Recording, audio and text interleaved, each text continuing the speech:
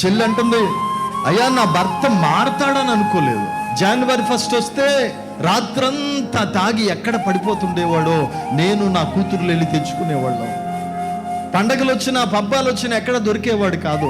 ఇంత త్రాగుబోతు మారతాడా అనుకున్నావు. నా భర్తని మార్చాడు నా దేవుడు.